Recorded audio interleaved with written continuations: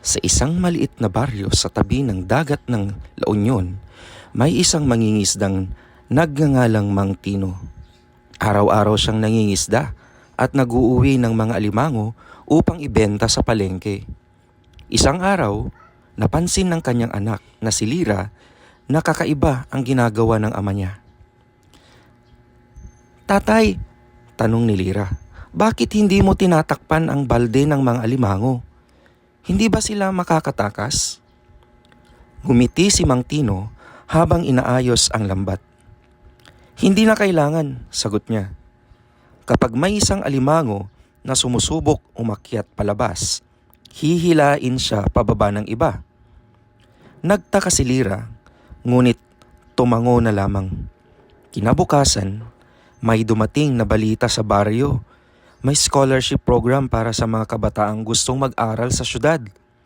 Si Maya, matalik na kaibigan ni Lira, ang isa sa pinakamagaling sa kanilang paaralan, kaya marami ang nagsasabing malaki ang tsansa niyang makuha ito. Ngunit imbes na suportahan si Maya, nagsimulang magsalita ang ilang tao sa baryo. "Mayabang naman yun. Sigurado akong hindi rin siya magtatagumpay. Bakit siya pa? Mas mabuti pang dito na lang siya." Unti-unting nalungkot si Maya. Nawalan siya ng gana na ipagpatuloy ang pangarap niya. Narinig ito ni Lira kaya agad niyang pinuntahan ng kaibigan. "Huwag kang maniwala sa kanila," sabi niya. "Naalala mo yung sinabi ng tatay ko tungkol sa mga alimango?" Napaisip si Maya. "Maraming tao ang parang alimango," patuloy ni Lira. "Kapag may umaangat, hinihila pababa dahil ayaw nilang malamangan. Pero hindi ibig sabihin nun na kailangan mong sumuko." Napaluha si Maya ngunit ngumiti rin. "Mahirap pala talagang mangarap," sabi niya. "Oo," tugon ni Lira. "Pero mas mahirap mabuhay na hindi mo sinusubukan." Lumipas ang ilang buwan at nakuha ni Maya ang scholarship.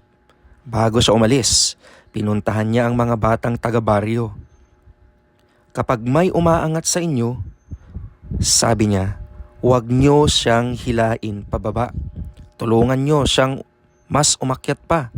Dahil kapag may isang nagtagumpay, pwede niyang hilain pataas ang iba."